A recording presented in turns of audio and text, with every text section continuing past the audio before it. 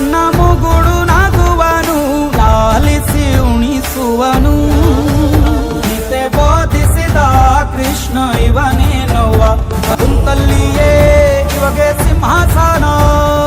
ಮಾತು ಕೊಟ್ಟಂತ ಕ್ಷಣದಿಂದ ಹಸಿವೇ ಇಲ್ಲ.